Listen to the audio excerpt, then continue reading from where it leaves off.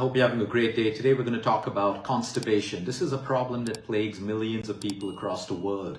The sad part is a lot of people live with constipation thinking it's okay. But constipation is the root cause of several diseases that exist out there. Chronic constipation over the years has its connection with autoimmune conditions, cancers, and digestive issues, skin issues, weight gain issues, hormonal imbalances, and everything.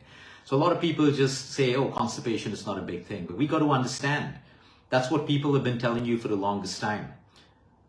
We have 5 eliminatory organs in the human body. If any of these are blocked, we accumulate toxins. Toxins accumulated in the human body is the #1 root cause of all diseases, inflammation, low immunity, and everything else. So your lungs, your liver, your kidney, your skin, and your colon. If any of these are blocked, you have problems. So coming back to constipation, today when we try to fix constipation problems, we do the usual stuff. We look at hydration, increasing water levels, insoluble fiber, soluble fiber, or of course getting dependent on laxatives. Doesn't really solve our problem in most cases. Yes, constipation in most cases can be solved because if people are dehydrated, by just increasing their water intake, it sorts the problem out. Some people have diets that lack fiber. Some people overdo it on fiber. Some people overdo it on protein and don't have enough of fiber along with the protein. So there could be several ways. And of course, some people are on medications that create constipation. Today, we're going to go deeper into it to look at this one missing vitamin that plays a huge role, not just in constipation, but if you have SIBO. What is SIBO? You're constantly bloated, your flatulence is smelly, you're constipated, you have acidity all the time. SIBO is your small intestine bacterial overgrowth. So in your small intestine, you have bacteria. You have trillions of colonies, you have trillions of different kinds of bacteria. You have good bacteria and you have bad bacteria. We need both of them. But the problem is if the bad bacteria grows more and faster than the good bacteria, that's when we start to get bloated. We feel uncomfortable, we feel nauseous. Some of us feel like puking sometimes, but we can't puke. We have indigestion. We have malabsorption of nutrients from the food that you eat. So you have deficiencies. Now, because you have deficiencies, you have other problems in the human body. So your gut is everything. So when it comes to SIBO, when it comes to constipation, when it comes to indigestion, the one vitamin that I'm talking about is vitamin B1. B as in boy and 1, also called thiamine. So, we overlook these micronutrients and these little vitamins and we focus on the big stuff like vitamin C's, and a lot of people out there overdosing on vitamin C, overdosing on zinc, thinking it's going to sort out most of their problems with immunity and inflammation. But no, something as simple as vitamin B1 plays a huge role in everything I'm talking about.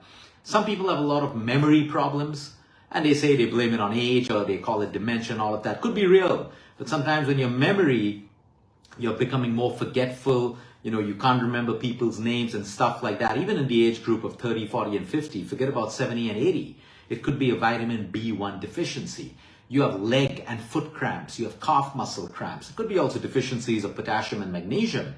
But we overlook. Sometimes we do all of this. We take magnesium, we take potassium, we take Epsom salt baths, but we still have a problem. We're lacking B1. When you have cramping in your feet, in your body, in your legs, burning feet, sometimes you have a burning foot sensation, tingling. That could also be a vitamin B12 deficiency, or you could be highly diabetic and you have peripheral neuropathy. Could happen when you go through cancer treatments like chemotherapy, radiation as well. You have constant headaches and migraines, constipation like we said, nerve issues. You have nerve issues like a pinched nerve all the time, and that creates tingling issues. You have digestive issues, indigestion, bloating like we spoke about. Sometimes your appetite suddenly cuts. For no reason. You're not sick, but you don't have an appetite. And you have constant fatigue. Again, could be because of so many things. Mitochondrial dysfunction, you're recovering from COVID, you're sleep deprived, so many things. So let's understand how B1 plays a role. #1, vitamin B1 plays a role in converting food into energy, into metabolism. So metabolism, food has to be converted into energy, and many vitamins are required for this, including B1. Now, B1 is required to stimulate the production of stomach acid. Like I said in many of my videos, a lot of people with acidity think they have excess acid, but most people have low stomach acid. If you are deficient in vitamin B1, you will have low stomach acid.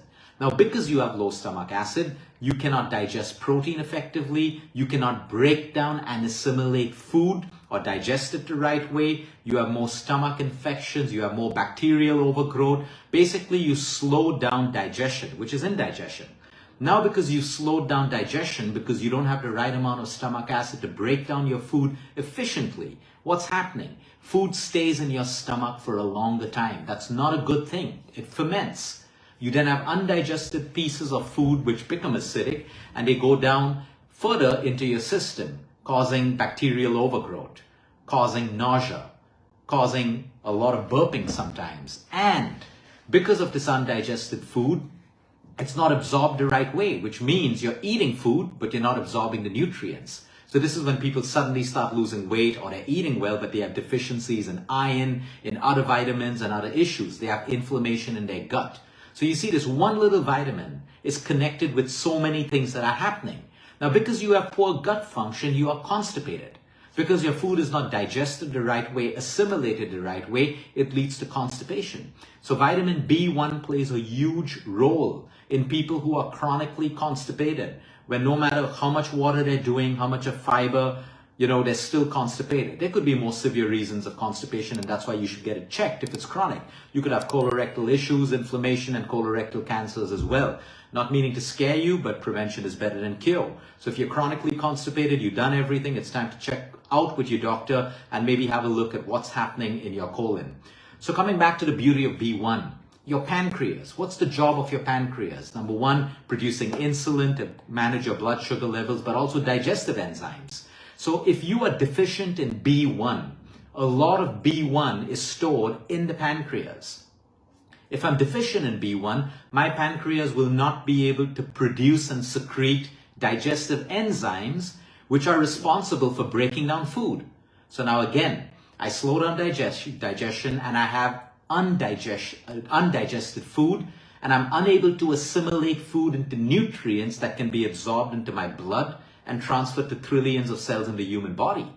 So you see, the secretion of enzymes in the body is connected with your stomach acid, which in turn is also connected with your vitamin B1. So when we get on fad diets that stop us from eating fruits, that stop us from eating, macros, because we're just focused on weight loss, we become deficient in these vitamins and we have bigger problems. That's why everyone losing weight quickly and the wrong way always end up having gut issues and more severe inflammation in the gut and other issues. So another thing is B1 is responsible for creating contractions in your stomach. Contractions are necessary because it pushes the food. It pushes the food further down for other functions and other secretions of enzymes to do its job.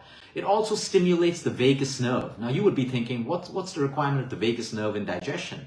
Of course, the vagus nerve is required because we need to be in the parasympathetic nervous system, which is why I always tell you all, when you're eating your food, be calm, be happy.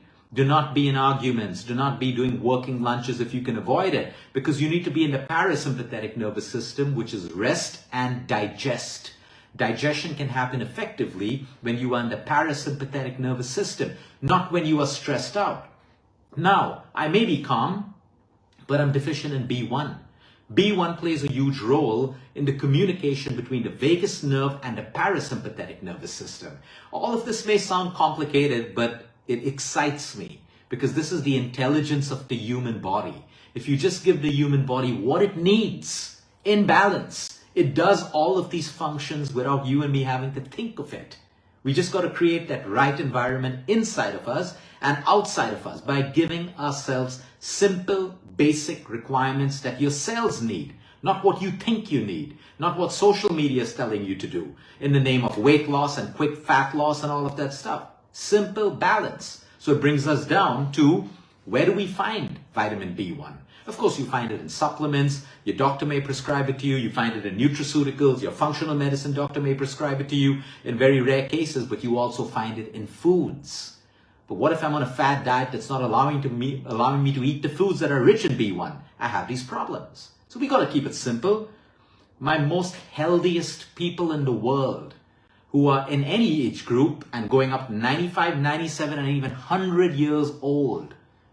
They maintain their weight and their life and their happiness by maintaining balance. None of these people are on fad diets. None of them are on extremes.